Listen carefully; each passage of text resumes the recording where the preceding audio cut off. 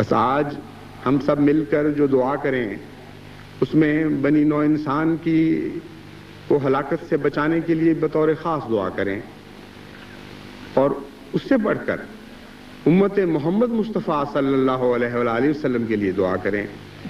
بہت ہی دکھوں کا شکار ہو چکی ہے یہ امت۔ کوئی ایک ملک بھی تو ایسا نہیں جہاں مسلمانوں کا حال غیر نہ ہو چکا ہو۔ طرح طرح کے مصائب نازل ہو چکے اور طرح طرح کے مصائب منہ پھاڑے دیکھ رہے ہیں، اپنے وقت کی انتظار کر رہے ہیں۔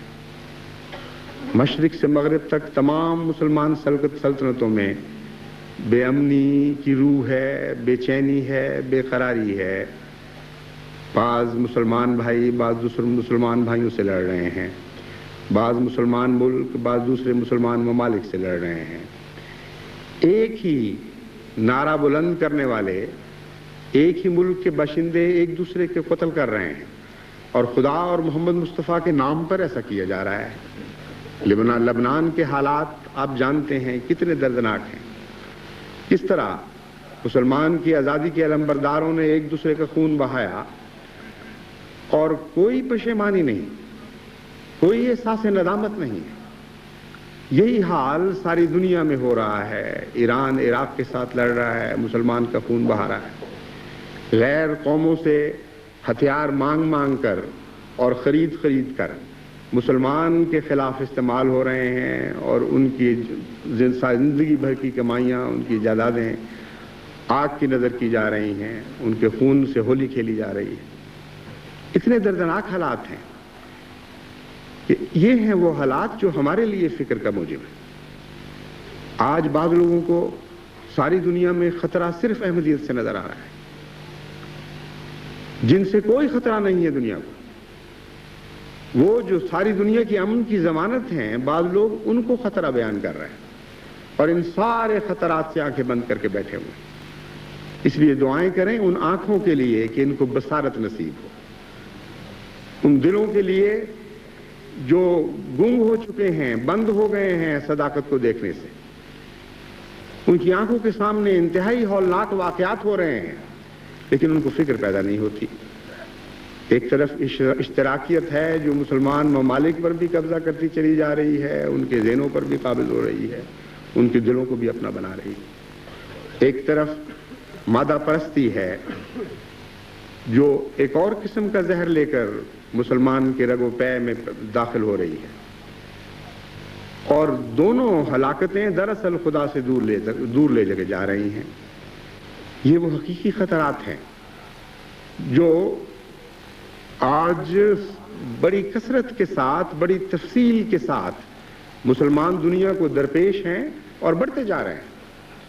کچھ آنکھیں ہیں جو ان کو دیکھنے سے انکار کر رہی ہیں، ان کو کوئی فرق نہیں پڑتا کہ خدائے مواحد کے بندے محمد مصطفیٰ صلی اللہ علیہ وآلہ وسلم کے غلام دہریت کا شکار ہو جائیں یا مادہ پرستی کے زہر سے مارے جائیں، ان کو سوائے احمدیت کے اور کوئی خطرہ نظر نہیں آ رہا۔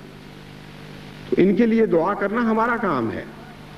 ہم اس بات کے لیے پیدا کیے گئے ہیں کہ قول اور فعل ہی سے نہیں، دعاؤں کے ذریعے اس دنیا کو بچانے کا انتظام کریں۔ بس اس دعا میں بکثرت اپنے مسلمان بھائیوں کا خیال رکھیں۔ فلسطین کے لیے بھی دعا کریں اور لبنان کے لیے بھی دعا کریں، سعودی عرب کے لیے بھی دعا کریں اور یمن کے لیے بھی دعا کریں۔ دعائیں کریں عراق کے لیے بھی اور ایران کے لیے بھی، افغانستان کے لیے بھی اور پاکستان کے لیے بھی۔ ایک ایک مسلمان ملک کا حال اپنے ذہنوں میں حاضر کر کے درد کے ساتھ، تڑپ کے ساتھ ان کے بچنے کی دعائیں کریں۔ یہ امت مرحومہ بہت ہی مظلوم ہے، آج اتنے دکھوں کا شکار ہے کہ بعض دفعہ راتوں کو بے چین ہو کر میں خدا کے حضور گریہ ازاری کرتا ہوں، اے میرے مولا ان کو بچا لے۔ یہ ہم سے نفرتیں کریں تو کرتے رہیں، لیکن ہماری محبت پہ آنچ نہیں آئے گی۔ ہم تو ان کا سکھ دیکھ کر ہی راضی ہوں گے، ان کے دکھوں سے ہم راضی نہیں ہیں۔ ان دعاؤں میں میرے شریک ہوں، آج بھی شریک ہوں، کل بھی شریک ہوں، صبح بھی شریک ہوں اور رات کو بھی شریک ہوں۔ عرب دنیا کے دکھ تو ہمارے لیے بطور خاص تکلیف کا موجب ہے۔ محسن اعظم ان لوگوں میں پیدا ہوا، جس نے ہمیشہ کے لیے سارے زمانوں پر احسان فرمایا، ہم اس احسان کو کیسے بھول سکتے ہیں؟ آج اگر ہم روحانیت کی لذت پا رہے ہیں، آج اگر ہم خدا سے آشنا ہیں، تو عرب قوم ہی میں وہ ہمارا آقا اور محسن پیدا ہوا تھا، جس کے نتیجے میں آج ہم خدا آشنا ہو گئے۔ اس احسان کو ہم کیسے بلا سکتے ہیں؟ ہمیں گہری محبت ہے اس قوم سے، ان کے دکھ ہمارے دکھ ہیں، بلکہ یہ بھی ممکن ہے کہ ان کے دکھ ان سے بڑھ کر ہمارے دکھ ہیں۔ ان کے دکھ تو تقسیم ہو چکے ہیں، یہ تو اندرونی نفرتوں کا شکار ہو کر بعض اربوں کا دکھ محسوس کر رہے ہیں اور بعض اربوں کی دکھ میں خوشی محسوس کرنے لگے، مگر ہمارے لیے ان سب کے دکھ ہمارے دلوں میں جمع ہو کر ایک دکھ بن چکے ہیں۔